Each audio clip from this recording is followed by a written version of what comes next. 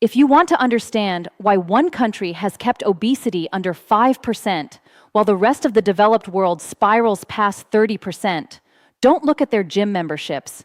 Don't look at their calorie counts. Look at what's sitting on their breakfast table every single morning.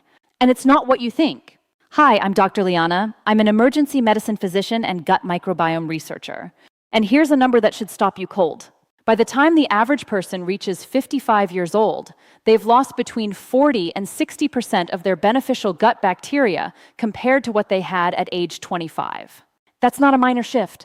That's a metabolic catastrophe happening in slow motion. Your gut microbiome isn't just about digestion. It's the control center for fat storage, inflammation, immune function, and even how your brain processes hunger signals. When that ecosystem collapses, your body doesn't just stop working efficiently. It actively starts working against you. Right now, trillions of bacteria inside your intestines are making decisions about whether the food you eat gets stored as fat or burned for energy. They're determining whether you feel satisfied after a meal or hungry 30 minutes later.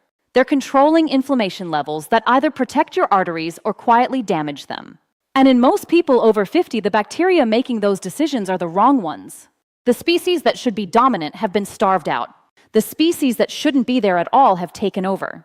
And every single day that imbalance continues, your metabolism gets worse, not better.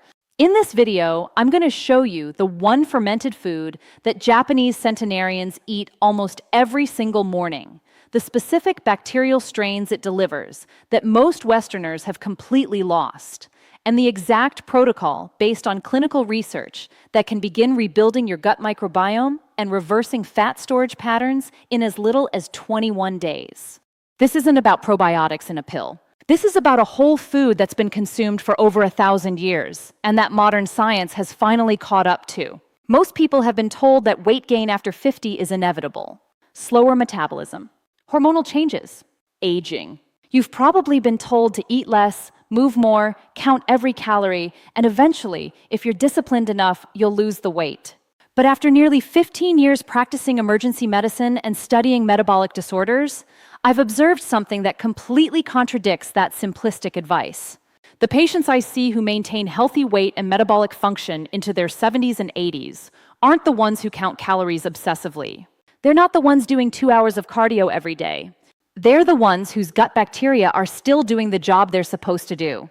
Here's what most people never hear from their doctor. Your gut microbiome operates like a second genome. You have roughly the same number of bacterial cells in your intestines as you have human cells in your entire body. Those bacteria contain over 3 million genes compared to your 20,000 human genes. They produce neurotransmitters. They manufacture vitamins. They communicate directly with your fat cells through chemical signals most people have never heard of.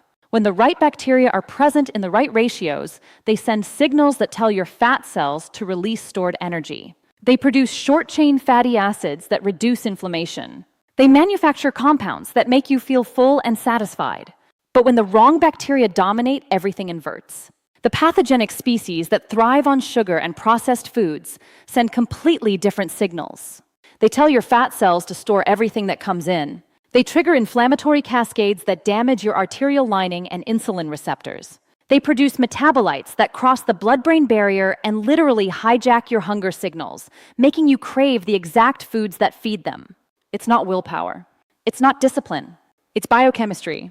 Think of your gut like a garden, not a static garden, a living ecosystem constantly in flux. In a healthy garden, beneficial plants crowd out weeds naturally.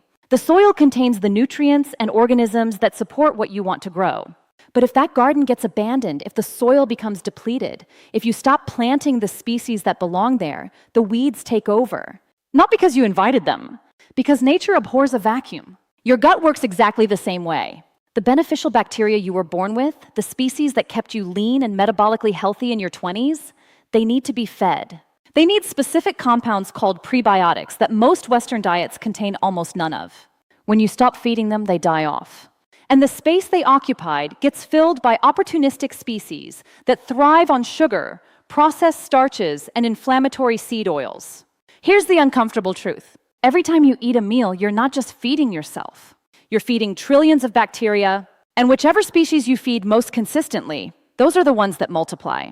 Those are the ones that take over. Those are the ones that start controlling your metabolism. Most people over 50 have been unintentionally cultivating the wrong garden for decades, and that's why the weight won't come off no matter how little they eat. Now here's where it gets critical. Your gut bacteria don't just influence fat storage passively. They actively manufacture compounds that regulate it. One of the most important is a short-chain fatty acid called butyrate. Butyrate is produced when beneficial bacteria ferment fiber in your colon. It does something remarkable. It signals your fat cells to stop storing and start releasing. It activates AMPK, an enzyme that essentially puts your metabolism into fat-burning mode. It reduces inflammation in adipose tissue, which is critical because inflamed fat cells become insulin-resistant and refuse to release stored energy no matter how little you eat. But here's the problem. Butyrate production requires two things. First, you need the right bacterial species, specifically bacteria from the Firmicutes and Bacteroidetes families that can actually produce butyrate. Second, you need fermentable fiber for those bacteria to feed on. Most people over 50 are deficient in both. They've lost the butyrate-producing species through decades of antibiotic exposure, processed food consumption, and chronic stress. And they don't eat nearly enough fermentable fiber to support whatever bacteria remain. The result is a gut environment where fat storage gets locked in and fat release gets shut down at the cellular level. And the one food at the center of all of it, most Westerners won't even touch it. It's sitting in the international section of almost every grocery store right now. It costs less than $5. And it contains living bacterial strains that have been consumed in Japan for over 1,000 years. Japan has the longest life expectancy on the planet and an obesity rate of 4.5%, nearly 10 times lower than the United States. That difference has almost nothing to do with genetics. Studies of Japanese immigrants to Western countries show that within one generation, their obesity rates match the local population. It's not genes, it's environment, it's food. And one specific food sits at the center of the traditional Japanese breakfast more than any other: natto. Fermented soybeans. It looks unusual. It smells strong. It has a texture that takes getting used to. And it contains one of the most powerful combinations of gut-healing compounds that exists in any whole food on the planet. Natto delivers live Bacillus subtilis bacteria, the exact species that produces nattokinase, vitamin K2, and polyglutamic acid. But more importantly, it delivers those bacteria in a food matrix that allows them to survive your stomach acid and actually colonize your intestines, something most probiotic supplements completely fail to do. Let me walk you through the specific studies that convinced me this wasn't just cultural folklore. This is measured, replicated, peer-reviewed science. Mechanism 1: Bacillus subtilis colonization and butyrate pathway restoration. When you consume natto, you're ingesting billions of live Bacillus subtilis bacteria. Now here's what makes this species unique. Unlike most probiotic bacteria, which are fragile and die rapidly in stomach acid, Bacillus subtilis forms spores. Think of spores like protective capsules that shield the bacteria through your stomach's harsh acidic environment. Once those spores reach your small intestine where the pH becomes more neutral, they germinate. They wake up, and they begin colonizing. Researchers at the University of Tokyo recruited 84 adults with documented gut dysbiosis, meaning their gut bacteria ratios were severely imbalanced. These participants consumed 40 grams of natto, approximately 1.5 ounces, every morning for 12 weeks. The researchers used advanced DNA sequencing technology to analyze stool samples before and after the intervention. What they found was striking. Bacillus subtilis colonization increased by over 300% in the natto group compared to controls. More importantly, the species that produce butyrate, specifically bacteria from the Roseburia and Faecalibacterium families, increased by 47%. And that increase directly correlated with measured improvements in insulin sensitivity and reduction in visceral fat mass. Think of Bacillus subtilis as the construction foreman that rebuilds your metabolic ecosystem. It doesn't just occupy space. It actively remodels the environment to favor beneficial species. It produces antimicrobial compounds that suppress pathogenic bacteria without harming beneficial ones.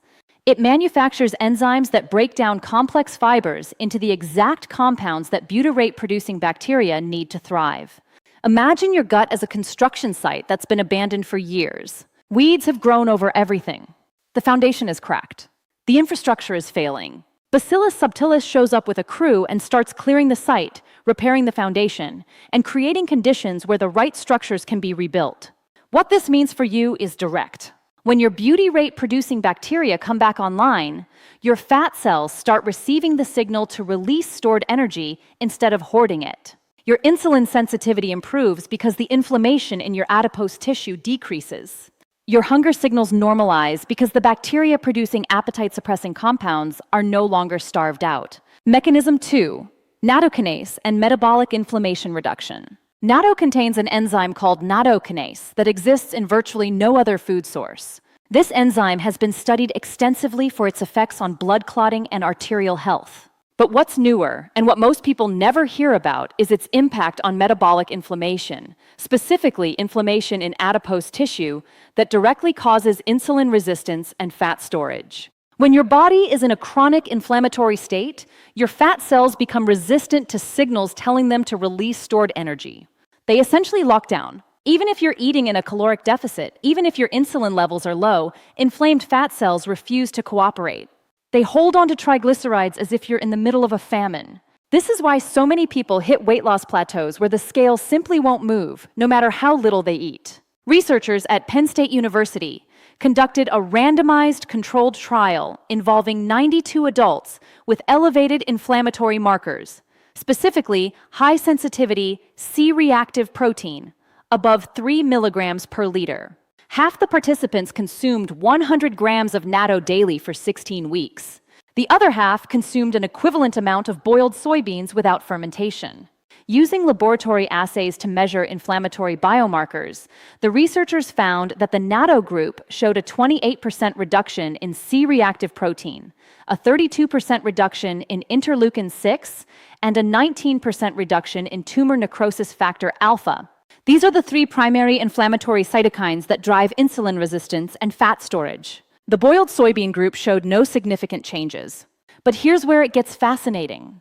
The reduction in inflammation wasn't just systemic. When the researchers used DEXA imaging, dual energy X-ray absorptiometry, the gold standard for body composition measurement, they found that visceral fat, the dangerous fat wrapped around your organs, decreased by an average of 11.3% in the natto group. Subcutaneous fat, the relatively harmless fat under your skin, barely changed.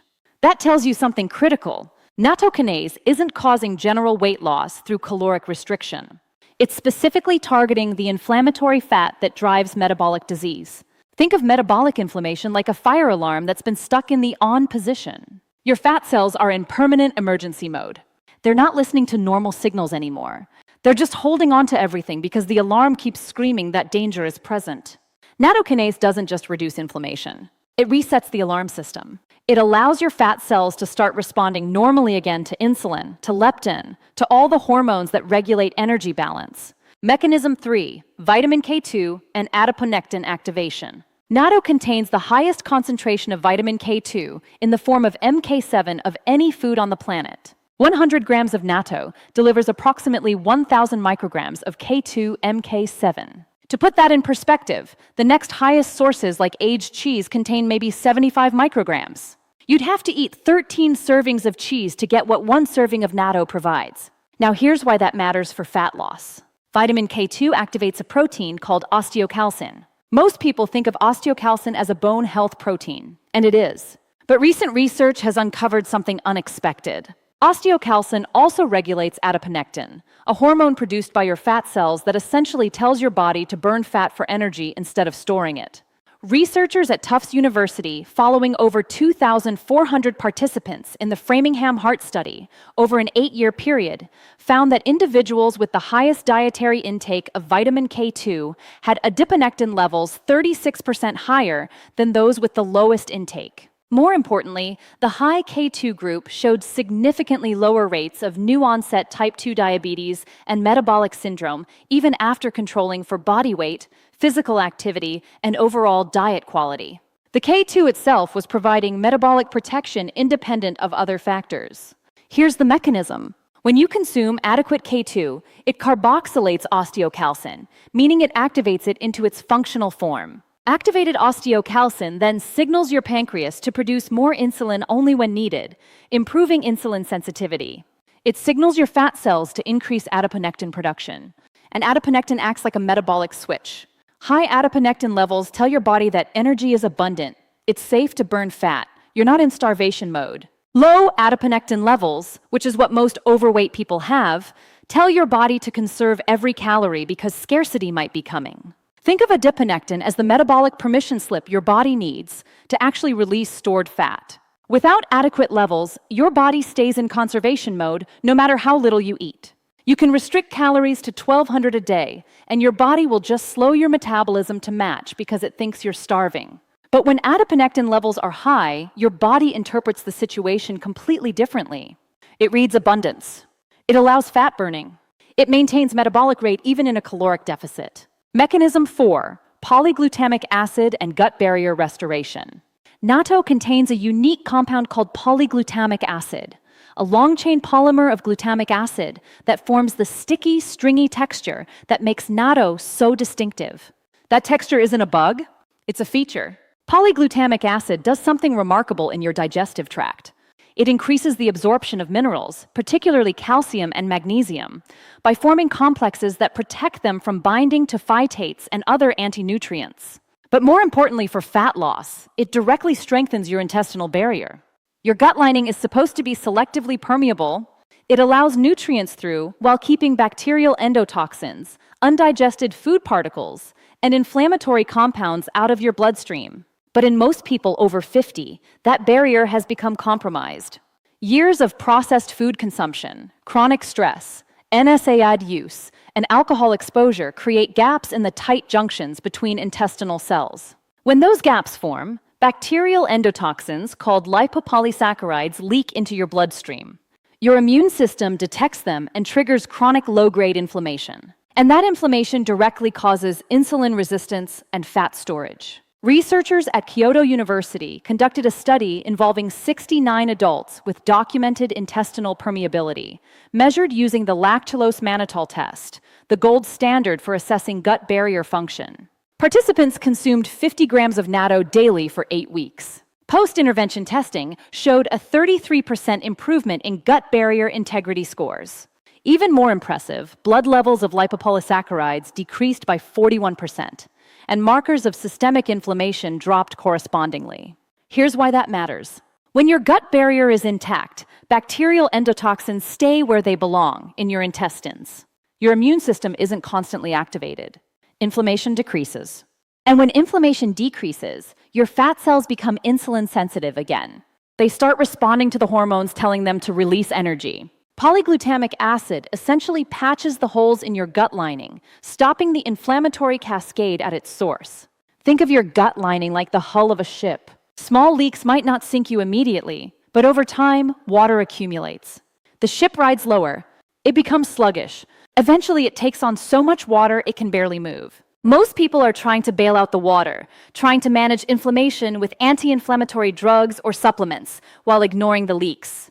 Polyglutamic acid repairs the hull. It stops the water from getting in at all. Here is the exact morning protocol based on what the research tells us. Start with 40 to 50 grams of natto, which is approximately 1 small container or 1.5 ounces. You'll find natto in the frozen section of Asian grocery stores, or increasingly in the refrigerated section of health food stores. It comes in small styrofoam containers, usually containing 45 to 50 grams per serving. If you've never tried natto before, the taste and texture take adjustment. It's fermented, it's pungent, it has a sticky mucilaginous quality. Most traditional preparations mix it with soy sauce, karashi mustard, and chopped green onions to balance the flavor. Consume your natto first thing in the morning on an empty stomach. Timing matters here. The Bacillus subtilis bacteria survive best when they're not competing with a large volume of food. Think of it like trying to plant seeds in a garden. If the soil is already packed with other plants, the seeds have a harder time taking root. An empty stomach provides the optimal environment for bacterial colonization. Do not heat the natto. Nattokinase is an enzyme, and enzymes denature at high temperatures. Heating natto above 120 degrees Fahrenheit destroys the nattokinase activity. This is critical. Some people try to mask the texture by cooking natto into fried rice or omelets. They're destroying the very compounds that make natto effective. Keep it raw. Keep it cold or room temperature. Wait at least 30 minutes before consuming coffee or other hot beverages. Again, you want to protect those enzymes and bacteria during the critical initial passage through your stomach. Now, here are 6 clinical details from 15 years of practice that most people miss and that make the difference between partial results and transformative ones. First, if you're new to natto, start with half a container for the first week. Let your digestive system adjust. Some people experience mild bloating or gas as the bacterial ecosystem shifts. This is normal. It's your existing gut bacteria resisting the new colonizers. By week 2, increase to a full container daily. Second, rotate between natto brands or sources if possible. Different manufacturers use slightly different Bacillus subtilis strains. Diversity of bacterial exposure is beneficial. You're not just trying to introduce one species. You're trying to rebuild an ecosystem. Variety helps. Third, combine your natto with fermentable fiber later in the day. The Bacillus subtilis and butyrate-producing bacteria need fuel. Add foods like cooked then cooled potatoes, which form resistant starch, or Jerusalem artichokes, which contain inulin. That combination of bacteria plus fuel accelerates the rebuilding process. Fourth, avoid antibiotics unless absolutely medically necessary. A single course of broad-spectrum antibiotics can wipe out months of microbiome rebuilding. If you do need antibiotics, increase your natto intake immediately afterward and consider adding additional fermented foods like sauerkraut or kimchi temporarily. Fifth, track your progress with measurements that matter. Body weight alone is misleading. Use waist circumference measured at your navel. Use how your clothes fit. Use fasting blood glucose if you have a glucose meter. These metrics reflect visceral fat loss and metabolic improvement more accurately than scale weight. Sixth, be patient with timeline expectations. Bacterial colonization doesn't happen overnight. The research shows measurable changes starting around week 3, with most significant improvements appearing between weeks 8 and 12. This is not a 7-day detox. This is ecological reconstruction. Now let me give you the 4 mistakes that cancel the benefits and that I see constantly in clinical practice.